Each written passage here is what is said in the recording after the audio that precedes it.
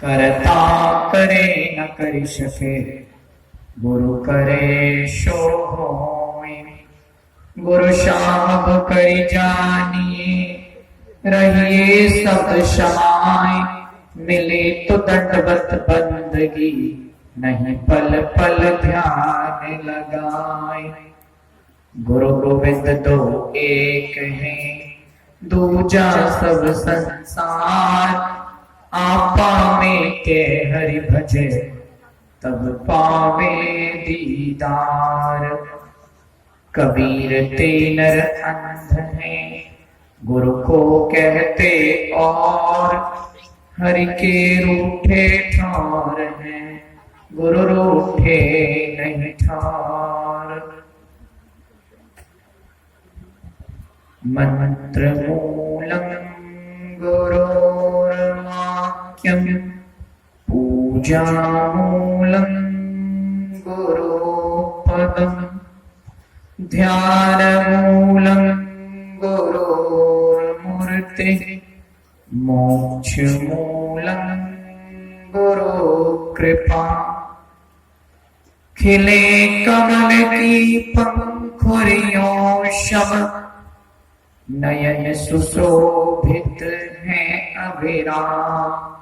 महर्षि में महान गुरुवर, चरणों में बारंबार प्रणाम। चरणों में बारंबार प्रणाम। बोलिए प्रेम से श्री सद्गुरु महाराज की जय।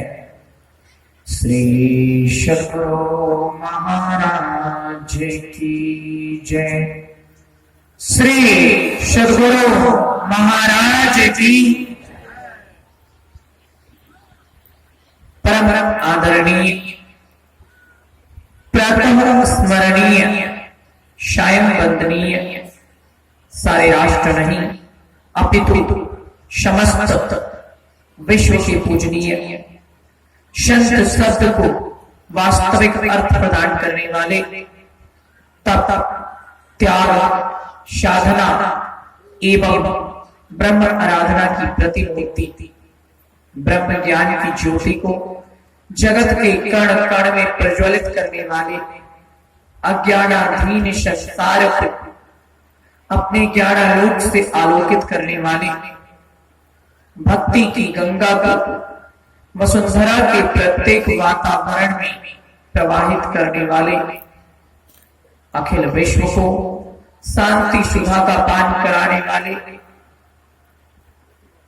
20वीं सदी के महान संत मत के महान आचार्य, अनंत श्री विभूषित अव्यक्त रूप में मंचासीन, ब्रह्मलीन, तेजस्वी, ओजस्वी, तपस्वी, यशस्वी, मनस्वी, त्यागी, वैरागी तथा ईश्वर अनुरागी, परमहंस योगी, परम आराध्य सद्गुरुदेव भगवान के त्रिलोक पावन, पतित पावन, परम पूज्य पाद युगल श्री चरणों में मेरा कोटि कोटि नमन। मेरी ओर से बारंबार दंडवत। व्यक्त रूप में मंचासीन, विद्वत प्रवण, श्रद्धेय साधु समाज, संतजन,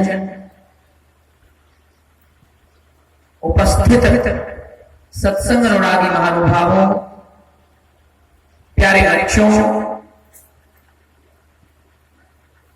भारत के भविष्य स्वरूप युवा बंधुओं एवं अनुभव ज्ञान की प्रतिमूर्ति गांधी, बुद्ध तथा विवेकानंद के आचरणों को चरितार्थ करने वाले पिता तुल्य बुजुर्गों तथा शक्ति स्वरूपा, देवी स्वरूपा सीता, अनुसुईया और सावित्री के चरित्रों को चरितार्थ करने वाली आदरणीय माताओं एवं मीराबाई शहजोबाई और लक्ष्मीबाई सदृश विशालता की पराकाष्ठा पुण्यवती भक्तिमती धर्मशिला बहनों तथा मानव जीवन का सबसे महत्वपूर्ण कर्म करने के लिए एकत्रित हुए, उपस्थित हुए, आए हुए, पधारे हुए, विराजे हुए, आसीन हुए, मौजूद हुए, प्रतिष्ठित हुए, विराजमान हुए, समावेत हुए, समाविष्ट हुए, समस्त श्रोतागण और भी जहां तक इस ध्वनि विस्तारक यंत्र के माध्यम से मेरी ये ध्वनि जा रही है, आप सबों की जीवात्मा में बसे हुए उस परम प्रभु परमात्मा को, उस सत्य स्वरूप सच्चिदानंद को मेरा कोटि कोटि नमन मेरी ओर से बारंबार दंडवत।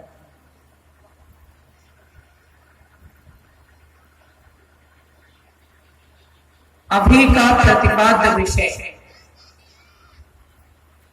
आपने श्रवण किया, पाठ नहीं, दो पक्षियों के बीच का ये संवाद है।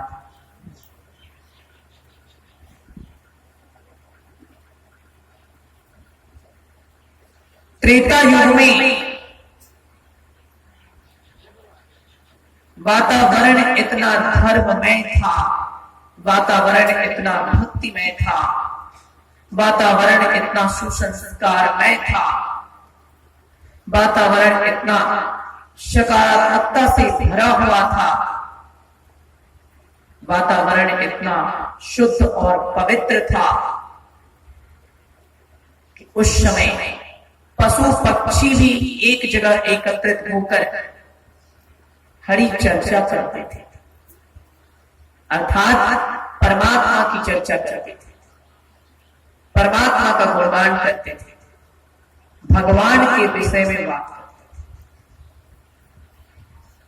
और आज लाखों वर्षों बाद इस कलयुग में स्थिति ये है कि पशु पक्षियों और जानवरों की बात को छोड़ दीजिए, वे बेचारे तो मनुष्य के जैसे चैतन्य नहीं है, अपितु परमात्मा की जो सर्वोत्तम रचना है, परमात्मा की जो सर्वोच्च रचना है, परमात्मा की जो सर्वश्रेष्ठ रचना है, वो है मनुष्य। आज स्थिति ये है कि मनुष्य भी एक जगह एकत्रित होते हैं तो इधर उधर की बातें करते हैं, दुनियादारी की बातें करते हैं, बेटे पोते की बातें करते हैं, घर द्वार की बातें करते हैं, काम कारोबार की बातें करते हैं। इस भयंकर कलिकाल में भौतिकता से संतृप्त मानव समाज के बीच आप सब इतनी संख्या में हरि चर्चा सुनने के लिए, हरि कथा सुनने के लिए, परमात्मा का सत्संग सुनने के लिए एकत्रित हुए हुए, ये बहुत बड़ी बात है। ये आपके उदित संस्कारों का प्रतीक है, ये आपके आध्यात्मिक संस्कारों का, ये आपकी आध्यात्मिक जागृति का, ये आपकी आध्यात्मिक उन्नति का, ये आपके आध्यात्मिक उत्कर्ष का प्रतीक है। अभी आप सुन रहे थे काकभुसुंडी जी और गरुड़ जी के बीच का संवाद पाठ में आपको श्रवण कराया गया। काकभुसुंडी जी महाराज पक्षियों के राजा गरुड़ को उपदेश कर रहे हैं। समझिए कितनी विचित्र बात है। गरुड़ पक्षियों में सबसे ऊंचा होता है। गरुड़ पक्षियों का राजा होता है। गरुड़ नारायण का वाहन होता है। पक्षियों में इतना ऊंचा होकर गरुड़ श्रोता बनकर नीचे स्थान पर बैठकर सुन रहा है। और कौवा पक्षियों में अत्यंत निकृष्ट होता है। कौवा पक्षियों में अत्यंत नीच होता है। कौवा पक्षियों में अत्यंत अल्प होता है।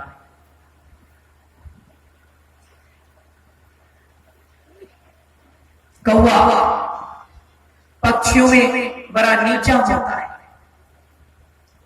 परंतु आज कौवा ऊंचा बना हुआ है, सुना रहा है, और जो राजा है पक्षियों का गरुड़, वह नीचे बैठकर सुन रहा है। यह किसकी शक्ति है जिसने निकृष्ट से निकृष्ट कौवे को भी, जिसने नीच से नीच कौवे को भी ऊंचे स्थान पर बिठा दिया, और जिसने उच्च से उच्च गरुड़ को भी निम्न स्थान पर बिठा दिया। दोनों में अंतर क्या है समझिए। ये राम भक्ति की महिमा है। जिस कौवे ने श्री राम की भक्ति का आश्रय लिया, वो निकृष्ट होकर भी, जिस कौवे ने श्री राम की भक्ति का आश्रय लिया, वो पक्षियों में अत्यंत तुच्छ होकर भी उच्च हो गया। और जिस गरुड़ ने राम की भक्ति पर संदेह किया, जिस गरुड़ ने राम पर संदेह किया, वह पक्षियों का राजा होकर भी नीचे स्तर पर आ गया। इसलिए कुछ भी करना, पर संसार में राम का विरोध कभी मत करना, क्योंकि जो राम का नहीं वो किसी काम का नहीं होता। जो राम का नहीं वो किसी काम का नहीं होता।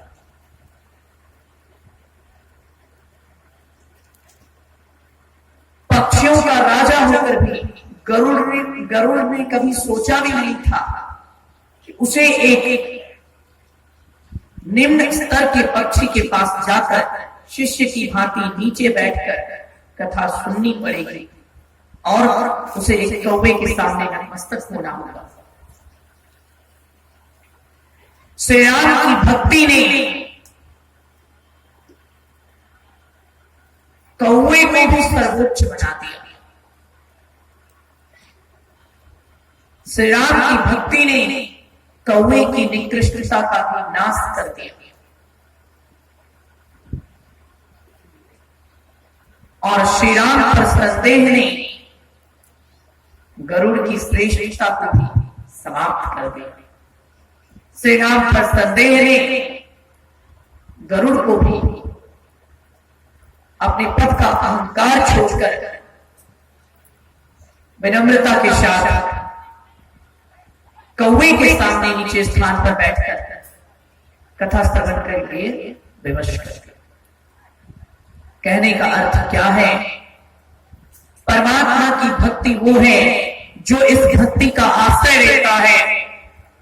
इस भक्ति के प्रभाव से नीच भी उच्च हो जाता है, और जो परमात्मा की भक्ति का आश्रय नहीं लेता वह ऊंच भी नीच हो जाता है।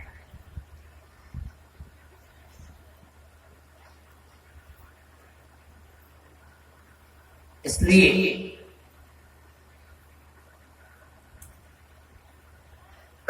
वासुकी जी महाराज गरुड़ जी को राम की भक्ति की शक्ति के बारे में बता रहे हैं और कह रहे हैं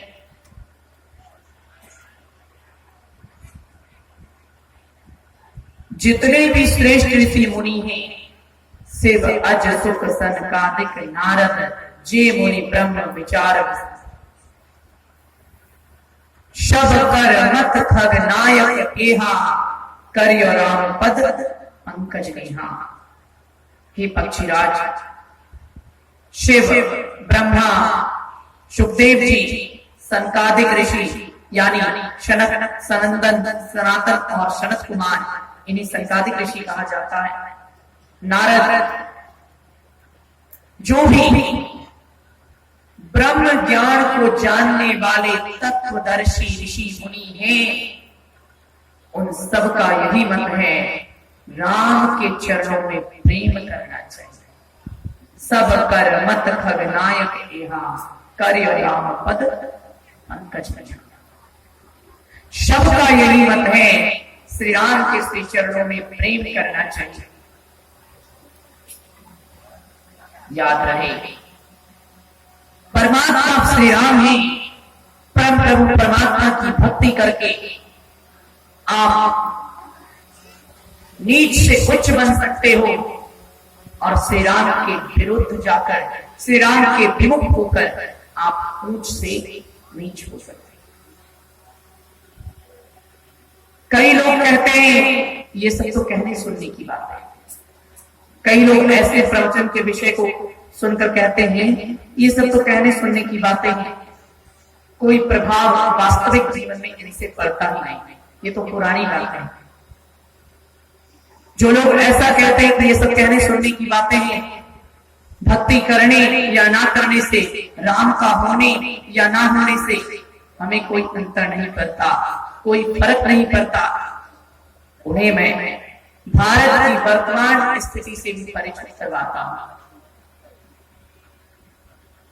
एक जगह मैं इसी प्रसंग पर प्रवचन कर रहा था। एक व्यक्ति ने कहा, महाराज आप कहते हो जो राम का नहीं वो किसी काम का नहीं, राम की भक्ति की क्या विशेषता है और राम के विरुद्ध जाने पर क्या दुष्परिणाम होता है? मैंने कहा यदि वर्तमान स्थिति में सुनना चाहते हो तो सुनो। हमारे वर्तमान भारत में भी ये प्रमाण मिलता है। हमारे वर्तमान भारत में भी श्री राम की भक्ति की शक्ति देखने को मिलती है। कैसे देखने को मिलती है समझिए। श्री राम की शक्ति हम इस उदाहरण से देख सकते हैं। किसी विद्वान ने कहा दुनिया में कुछ भी करना, पड़ोसी का विरोध करना, रिश्तेदार का विरोध करना एक बार चल जाएगा, सगे संबंधियों का विरोध करना वो भी एक बार चल जाएगा, चाहे किसी का भी विरोध कर देना वो एक बार चल जाएगा, लेकिन अपने श्री राम का, परमात्मा का विरोध कभी मत करना, क्योंकि राम का विरोध करोगे तो वो नहीं चलेगा। वो कैसे नहीं चलेगा समझिए। कहते हैं आज के वर्तमान भारत की स्थिति क्या है? जिन्होंने श्री राम का विरोध किया और जिन्होंने श्री राम की शरण ली, उनमें अंतर क्या है? तो एक समय आज से कुछ वर्षों पहले भारत की स्थिति ये थी, कुछ लोग अपने पूर्ण बहुमत के साथ भारत का नेतृत्व करते थे, भारत को अपने इशारों पर चलाते थे। मैंने कहा सुनो, जिन्होंने श्री राम के होने के प्रमाण मांगे, जिन्होंने श्री राम पर संदेह किया, वो 400 से 40 पर आ गए। जिन्होंने श्री राम के होने के प्रमाण मांगे वो 400 से 40 तक आ गए। और जिन्होंने श्री राम की शरण ली, जिन्होंने श्री राम के नाम को अपने जीवन का मूल मंत्र बनाया, वो आज भी देश की सर्वोच्च स्थान पर बैठकर पूरे हिंदुस्तान का नेतृत्व कर रहा है। ये है राम भक्ति की शक्ति। यानी संसार में कुछ भी करना और श्री राम का विरोध मत करना। जो राम का नहीं वो किसी काम का नहीं। राम का विरोधी 400 से 40 पर आ जाता है और राम का समर्थक शून्य से नेतृत्व करता बनकर पूरी दुनिया में छा जाता है। ये है श्री राम की शक्ति। जो राम का नहीं वो किसी काम का नहीं।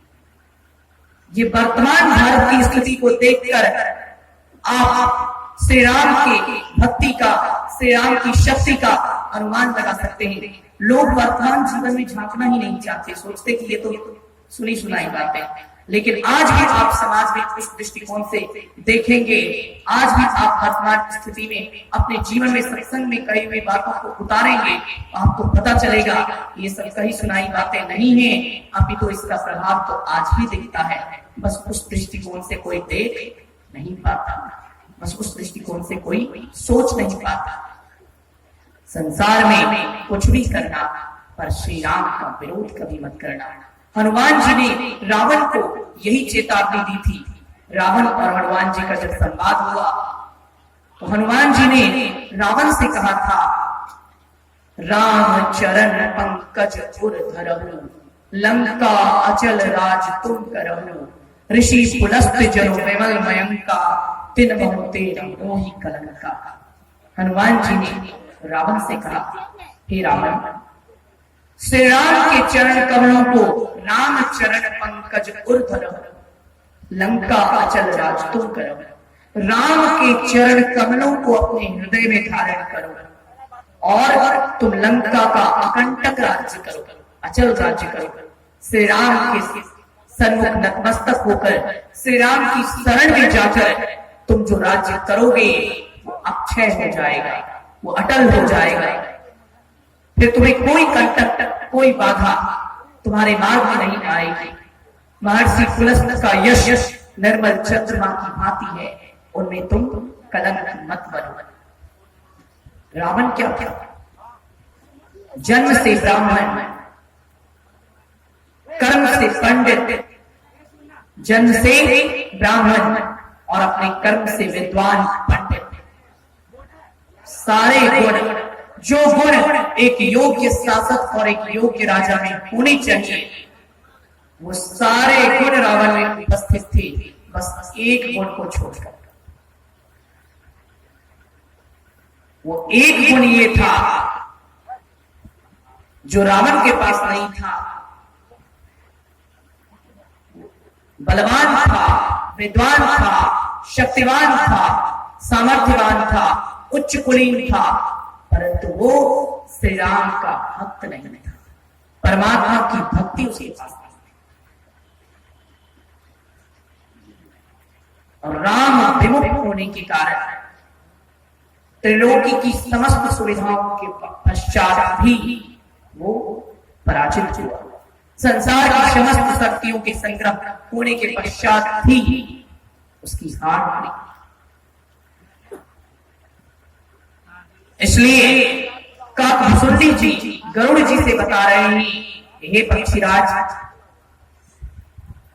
सबका यही मत है कि श्री राम की भक्ति करनी चाहिए, श्री राम के श्री चरणों में अनुराग रखना चाहिए। श्रुति पुराण निगम अस कहीं, रघुपति भक्ति बिना सुख नहीं। संसार में सच्चा सुख केवल परमात्मा की भक्ति में है। उनकी भक्ति के बिना कहीं भी वास्तविक और सच्चा सुख नहीं है। इसलिए यदि आप वास्तविक अर्थों में सुखी होना चाहते हैं तो आप परमात्मा की भक्त बनना सकते। संसार में दो तरह के लोग होते हैं, एक होते हैं भक्त और दूसरे होते हैं भ्रष्ट। भक्त बनो पर भ्रष्ट नहीं। भक्त और भ्रष्ट दोनों की राशि एक ही होती है। भक्त बनो पर भ्रष्ट नहीं।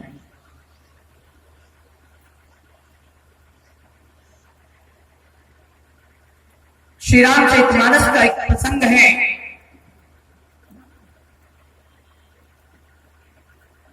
रावण और हनुमान जी के बीच युद्ध हुआ। दोनों जब आमने सामने आए, दोनों महाबली, दोनों शक्तिशाली, दोनों एक से बढ़कर एक योद्धा।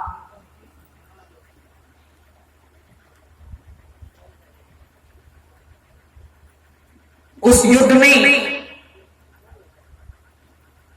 हनुमान जी ने रावण पर अपनी पूरी शक्ति से मुष्टिका का प्रहार किया।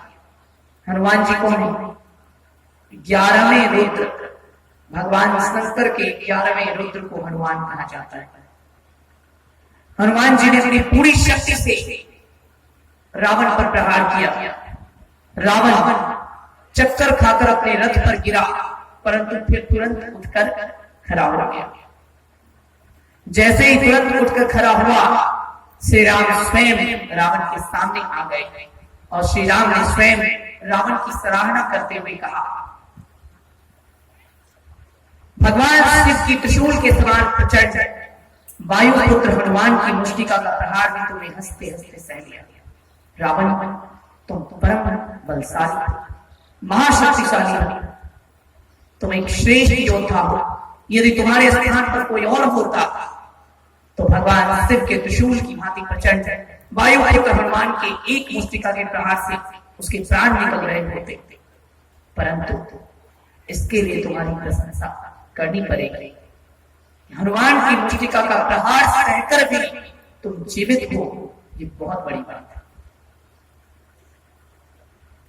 परंतु कितने दुख की बात है, ऐसी दिव्य शक्तियों का, ऐसे अपार शक्तियों का प्रयोग तुमने अधर्म के कार्यों में किया है, इसलिए इस दुर्दशा तक पहुंच गए। रावण ने कहा, दुर्दशा? किसकी दुर्दशा? मेरी या तुम्हारी? तुम्हारे पास ना तो राज्य है, ना स्त्री, ना पुत्र, ना धन, कुछ भी नहीं। तू बन बन भटक रहा है और मुझे कह रहा है कि मेरी दुर्दशा है। कितनी विचित्र बात है, एक बन बन भटकते हुए भिखारी को त्रिलोक विजयी स्वर्ण लंका के सिंहासन पर बैठे हुए रावण के वैभव में दुर्दशा दिखाई दे रही है। श्री राम ने कहा, हे रावण, दुर्दशा किसे कहते हैं ये तो तुम जानते ही नहीं। वास्तव में दुर्दशा वो नहीं जो बाहर की कमी को दिखाई दे, दुर्दशा वो होती है जो आंतरिक शांति को नष्ट कर दे। हे रावण, तुमने ठीक कहा, मेरे पास धन नहीं, मेरे पास राज्य नहीं, मेरे पास तुम्हारे जितना भरा पूरा परिवार नहीं, परंतु मेरे पास धर्म, आध्यात्म, भक्ति और शक्ति की शक्ति है। तुम्हारे पास क्या है मैं बताता हूं। तुम्हारे पास काम है, क्रोध है, लालच है, और इसी काम, क्रोध और लालच के कारण दुनिया की सारी संपत्ति मिल जाने के पश्चात भी, स्वर्ण लंका के सिंहासन पर बैठकर भी तुम्हें जीवन की अपूर्णता का कांटा चुभता रहता है। फिर भी तुम सोचते हो कि काश कुछ और मिल जाए, काश कुछ और मिल जाए। स्वर्ण लंका के सिंहासन पर बैठकर भी यदि तुम्हारे पास कुछ नहीं है तो वो है संतोष। स्वर्ण लंका के सिंहासन पर बैठकर भी यदि तुम्हारे जीवन में कुछ नहीं है तो वो है शांति। स्वर्ण लंका के सिंहासन पर बैठकर भी यदि तुम्हारे पास कुछ नहीं है तो वो है सच्चा आनंद। इसलिए तुम अपनी इस बेचैनी, तुम अपने इस लालच, तुम अपनी इस तरफ और तुम अपने असंतोष को छिपाने के लिए, स्वयं को ही समझाने के लिए बड़ी बड़ी डींगे मारते हो, उल्टी सीधी बातें करते हो, जिसे तुम्हारा अपना मन भी नहीं मानता। केवल तुम स्वयं को सांत्वना दे रहे हो, परंतु उससे तुम्हारा अपना मन भी शांत नहीं रहता। तुम्हारे मन में सदा एक तरफ एक बेचैनी, एक अशांति, एक उथल पुथल चलती रहती है। रावण, जिसके पास बाहर से देखने में सब कुछ परंतु अंदर से उसका मन खोखला हो जाए, उसके पास कुछ न रहे, इसी स्थिति का नाम दुर्दशा है। और इसी दुर्दशा तक तुम पहुंच गए। यदि तुमने वास्तविक भक्ति का आश्रय लिया होता, आज तुम्हारी ये दुर्दशा नहीं होती। रावण ने कहा, तू मुझसे भक्ति की बात करता है, मेरे जैसा भक्त कौन होगा? मैंने सिर काटकर शंकर को चढ़ाया, ऐसा भक्त कौन? श्री राम ने कहा, तुमने अवश्य सिर काटकर शिव जी को चढ़ाया, परंतु ये शंकर की वास्तविक भक्ति नहीं। तुम केवल शिव के उपासक बनकर रह गए, भक्त कभी नहीं बन पाए। उपासक और भक्त में बड़ा अंतर होता है, समझिए। उपासक होना अलग बात है और भक्त होना अलग बात है। श्री राम ने कहा, हे रावण, तुम केवल शिव के उपासक बनकर रह गए, तुम कभी भी शिव के भक्त बन ही नहीं पाए, और तुम अपने आप को शिव का भक्त कहते हो। तो रावण ने जिज्ञासा की, तुम कहना क्या चाहते हो? श्री राम ने कहा, उपासक और भक्त में बहुत अंतर होता है। कुछ लोग उपासक को भक्त और भक्त को उपासक समझ लेते हैं। उपासक और भक्त में अंतर क्या होता है, समझिए।